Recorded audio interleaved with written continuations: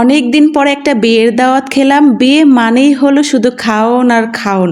So hello everyone, আসসালামু আলাইকুম। সবাইকে শুভ সন্ধ্যা। সবাই কেমন আছেন? আশা করি যে যেখানে আছেন সুস্থ আছেন এবং ভালো আছেন। আমিও আলহামদুলিল্লাহ ভালো আছি। চলে আসলাম আরেকটি ব্লগ নিয়ে। প্লিজ ব্লগটি না টেনে সম্পূর্ণ ভিডিওটি দেখে একটি কমেন্ট করবেন, যাতে আপনার বাসাও যেতে আমার একটু সুবিধা হয়। আর বিয়ে বাড়ি যাবো, একটু সাজুগুজু করবো না তা কি হয়? তাই এই যে সাজুগুজু করে নিলাম সুন্দর করে। যাই হোক, এই ড্রেসটা হচ্ছে আমার আম্মু দিছিল আরও 2 থেকে 3 বছর আগে, যখন আমার মেয়ের বয়স 2 বছর আর কি, জন্মদিনের সময় আমাকে গিফট করছিল। তো এই ড্রেসটাই পরলাম, ভাবলাম মায়ের দেওয়াটাই পরি। আর বিশেষ করে আমার মা সব সময় বিয়ের আগে এবং এখনও পর্যন্ত প্রত্যেক ঈদে এবং যে কোনো অকেশনে কিন্তু আম্মুই আমাকে সব কিছু কিনে দেয়, কারণ একটা মাত্র মেয়ের আদর আল্লাহ সবচাইতে একটু বেশি থাকে। তারপর এই যে আমি কিন্তু সুন্দর করে সাজুগুজু করছিলাম একদম সিম্পল ভাবে, কারণ বাইরে প্রচুর পরিমাণে বৃষ্টি হচ্ছে। আর যেহেতু বাসার কাছে দাওয়াতটা আর আমার মামা শ্বশুরের মেয়ের বিয়ে একদম সিম্পল ঘরোয়া ভাবে, তারপরে বিয়ে বলে কথা, একটু সাজুগুজু না করলেই নয়। আর এখানে কি বলবো, আমার মেয়ে এত পরিমাণে পাকনা হয়েছে, সে এত দায়িত্ববোধ।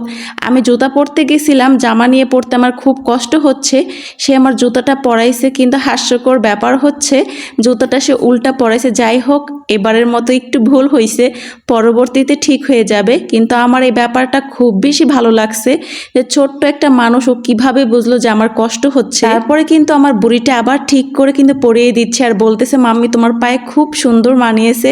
আমি ওর মানে তাকানো ভঙ্গিমা দেখে জাস্ট অবাক হয়ে গেছি যে কোথায় কি বলতে হয়। বুঝতে পারছে যে ক্যামেরা ধরছি। তা আমার জুতাটা আমার পায়ে কেমন মানাইছে অবশ্যই কমেন্ট করে জানাবেন। আর আমার আম্মুর দেওয়া সব জিনিসই আমার কাছে খুব স্পেশাল। জুতা বলেন, জামা বলেন, সবই কিন্তু আমার আম্মু আমাকে সব সময় যেখানে থাকে না কেন পাঠায় দেয়। মানে নিজে না কিনে সব অনুষ্ঠানের জন্য বা ঈদ কোরবানি বলেন, সব সময় আমার জন্য খুব দামি দামি জিনিস কিনে সব সময়, মানে ছোটবেলা থেকে একদম বিয়ের আগেও এবং বিয়ের পরেও। তাই এটা নিয়ে আপনাদের ভাই একটু মনমালিন্য করে যে জামাইয়ের থেকে মেয়েকে বেশি আদর করে, মানে তাকে একটু কম দেয়, আমাকে একটু বেশি দেয়। কিন্তু কি করার, একটা মেয়ে বলে কথা। যাই হোক, আমরা কিন্তু রেডি হয়ে ঘর থেকে বেরিয়ে গেছি। প্রচুর পরিমাণে বৃষ্টি হচ্ছে, তাই একদম সিম্পলভাবে বাচ্চাদের রেডি করাইছি। মানে জাস্ট একটু গেঞ্জি, তারপরে আমার মেয়েকে একটু প্যান্ট, তারপরে ছেলেকে আর কি 3/4 প্যান্ট গেঞ্জি এইগুলো। আর এখানে কিন্তু জামাইয়ের গাড়ি চলে আসছে, ওই যে পাগড়ি মাথায় দিয়ে জামাই উপরে উঠতেছে। আমার খুব কষ্ট হচ্ছিল এমনি বৃষ্টির মধ্যে, আর জামা ক্যারি করা খুব খারাপ লাগতেছিল, তাই ভিডিওগুলো করতে পারি নাই। জামাই এবং বইয়ের কারো ভিডিও কিন্তু আমি করতে পারি নাই, তার জন্য দুঃখিত। বাসার কাছে আর আমার মামা শ্বশুরের মেয়ের বিয়ে আর কি, আমরা আসতেই চাইছিলাম না, আমি চাইছিলাম না এই বৃষ্টির মধ্যে। কিন্তু ওর বাবা বললো না গেলে একদম খারাপ দেখা যায়, যেহেতু আত্মীয় স্বজন সবাই আসছে কম বেশি। তারপর কি করব, বৃষ্টির মধ্যে একটু কষ্ট করে আসলাম। এসে দেখি সবাই একদম নর্মাল জামা কাপড় পরে আসছে, যেহেতু বৃষ্টি। আমি তো পুরাই একদম প্যারায় পড়ে গেছি যে কি করলাম, এত ভারী জামা পরে আসলাম, এখন তো কেদা পানি, একদম বিশ্রী অবস্থা। তো এখানে আমার মেয়ে খুব সুন্দর করে হাত দিয়ে খাচ্ছিল, আর আপনাদের ভাইয়া কিন্তু আমার ছেলেকে ওই পাশে খাওয়াচ্ছে। তা ভিডিও করব, কি করার, একটু লজ্জাও করতেছিল প্রথমবার বাইরে ভিডিও করা। সবাই একদম কি বলবো হা করে তাকিয়েছিল যে আমি খাবারের ভিডিও করতেছি। পরে ওর বাবা একদম মানে মুখের ওপর বলে দিছে যে আমার বউ একজন ব্লগার, সে ভিডিও করতেই হবে।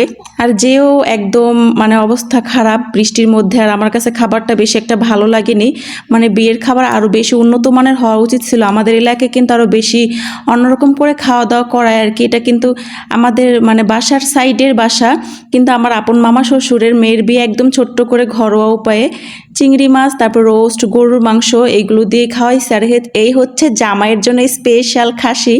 একটা জিনিস খুবই অবাক লাগে, জামাইকে মানে বিয়ের দিন খাসি দেওয়া হয় আস্ত, কিন্তু বউকে বউ ভাতে কেন আস্ত খাসি দেওয়া হয় না, এইটা কেন এরকম প্রচলন করে নাই বুঝলাম না। যাই হোক, আমার ছোট্ট বাবাটা কিন্তু এইখানে কি সুন্দর দোল খাচ্ছে, খুব খুশি হয়েছে। আর এই যে বাইরের ভিউ মানে এত সুন্দর ছিল, এত ভালো লাগছে। একদম বিকাল টাইমে 3টা-4টার দিকে, আর বউকে যে ভিডিও করব এমন একটা অবস্থা, আমার খুবই খারাপ লাগতেছিল বৃষ্টির মধ্যে। আর এই যে হচ্ছে খাতিনদার আর কি, যারা খাওয়াইছে তারা কিন্তু চেয়ারেই বসে পড়ছে খাইতে। আর খাওয়া দাওয়া করে একটু ছাদের মধ্যে ঘোরাঘুরি করতেছিলাম। আর বাসায় আমি চলে আসছি বউ বিদায়ের আগে, তাই ভিডিওগুলো করতে পারিনি। যাই হোক, আজকের ভিডিওটা এখানে শেষ করছি। ভিডিওটা আপনাদের কাছে কার কাছে কেমন লাগছে অবশ্যই কিন্তু কমেন্ট করে জানাবেন। সবাই অনেক বেশি ভালো থাকবেন। Thank you for watching. আল্লাহ হাফিজ।